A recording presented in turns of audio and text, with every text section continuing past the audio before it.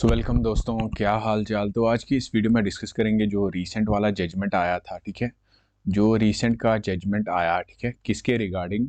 JKP constable के case के regarding, जो सिलेक्शन लिस्ट पे केस हुआ था regarding the horizontal reservation.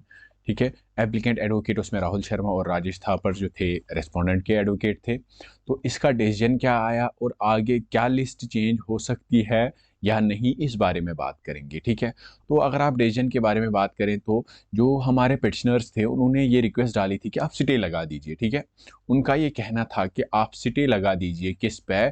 Selection process पे, ताकि जो हमारा वैसे कि अगर हम उसमें सिलेक्ट आए due to horizontal reservation error, तो उसमें मतलब हम आने चाहिए। लेकिन कोर्ट ने जब मसले को देखा, कैट ने जब मसले को देखा, तो कहा कि इंटरम स्टे ग्रांट नहीं होगा और जेकेएसएसबी को डायरेक्शन दी गई कि आप अपने हिसाब से चलो और 4 वीक्स के अंदर आप क्या करो, अपना रिप्लाई फाइल करो। ठीक है, 4 वीक्स के अंदर।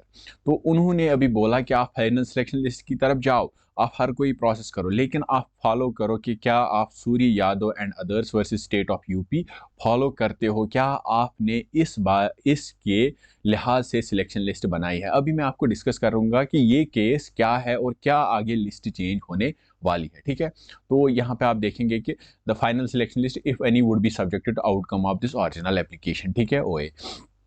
तो अभी ये सूर्य यादव और ओआरएस का केस क्या था डिस्कस करेंगे यहाँ पे। ठीक है, तो जब 2021 में, ठीक है, तो यूपी पुलिस में सिलेक्शन थी। ठीक है, यूपी पुलिस की रिक्रूटमेंट हुई, तो जब सिलेक्शन लिस्ट फ्रेम किया गया, ठीक है, जब सिलेक्शन लिस्ट फ्रेम किया गया तो उन्होंने क्या किया, उन्होंने ओपन मेरिट के अंदर अलग हॉरिजॉन्टल रिजर्व कैटेगरी बनाई, वो ओबीसी के अंदर अलग बनाई। ठीक है, जैसे कि आपको मैं दिखा रहा था, जब मैंने एनालिसिस की थी तो मैं बना रहा था कैटेगरी वाइज। ठीक है, कैटेगरी वाइज जैसे मैं बना रहा, but I was completely wrong. ठीक है, आई वॉज कंप्लीटली रॉन्ग, क्योंकि वैसे क्या होता है, फॉर एग्जाम्पल, ठीक है, एक वुमन है, ठीक है, एक वुमन है, उसका स्कोर है 75। ठीक है, दूसरी वुमन है, ठीक है, ये हम बोलेंगे ओबीसी से है। ठीक है, दूसरी वुमन है, उसका स्कोर है 65 ओपन मेरिट से।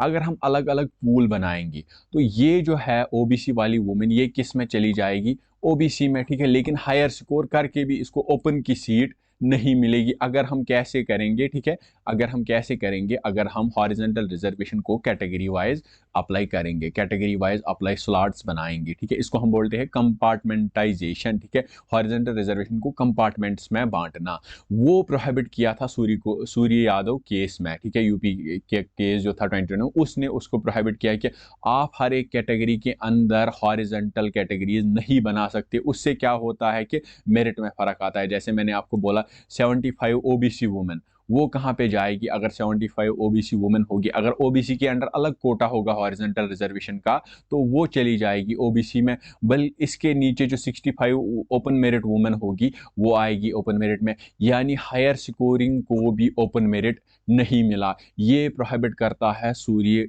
Yadav versus state of UP जो केस था 2021 का, वो ये ही प्रोहिबिट करता है कि आप ऐसे ना बनाओ। फिर कैसे बनाओ, वो बताता है कि जो पूरा मेरिट है उसमें से आप जब मेरिट बनाओगे उसके बाद आप लेबल करो हॉरिजॉन्टल रिजर्वेशन, उसके बाद आप लेबल करो हॉरिजॉन्टल रिजर्वेशन, जैसा कि आपने देखा कांस्टेबल के केस में। ठीक है, जो कि जेकेपी कांस्टेबल का सिलेक्शन लिस्ट बना है उसमें सेम ऐसे ही फॉलो किया है। उन्होंने कंपार्टमेंटलाइजेशन नहीं की है, उन्होंने अलग अलग से कैटेगरीज को नहीं बांटा है। फॉर एग्जाम्पल अगर हम देखेंगे, ठीक है, तो कोई वुमेन जिसका 75 है, अगर वो इस कैटेगरी से बिलोंग करती है, ओपन मेरिट ओबीसी, ठीक है, तो women, open merit OBC women. अगर ओबीसी का अलग से वुमेन कोटा होता तो ये किस में फॉल करती? ओबीसी में। ठीक है, ओबीसी वुमेन में, लेकिन इसको कहाँ पे रखा है? ओपन मेरिट वुमेन में, ओपन मेरिट वुमेन में, यानी ओपन मेरिट की हॉरिजॉन्टल सीट। तो इससे क्या पता चलता है कि जेके एसएसबी ने कंपार्टमेंटाइजेशन नहीं किया है, यानी उन्होंने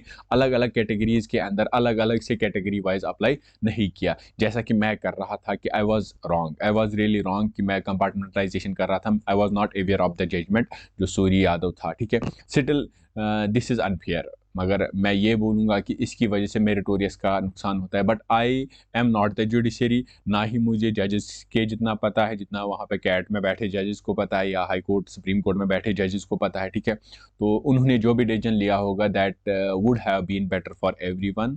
तो होप आज के लिए मतलब जैसा कि JKSSB ने अप्लाई किया है that is correct as per Surya Yadav versus ORS। तो अभी क्या लिस्ट चेंज होगी? No, selection list will not change, selection list will not change, case will go on, selection list change नहीं होगा, फाइनल सिलेक्शन आ जाएगी, ठीक है। तो अगर हम फाइनल वर्डिक्ट की बात करें तो JKP का selection list 8 purely follows the rules as mentioned in Surya Yadav versus State of UP judgment। तो सिलेक्शन लिस्ट चेंज होने की कोई भी गुंजाइश नहीं है, ठीक है। तो there is no relief for petitioners, तो सिलेक्शन लिस्ट बिल्कुल भी चेंज नहीं होगी, ठीक है।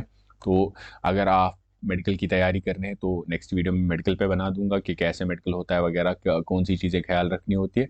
तब तक के लिए keep learning, keep growing, thank you so much.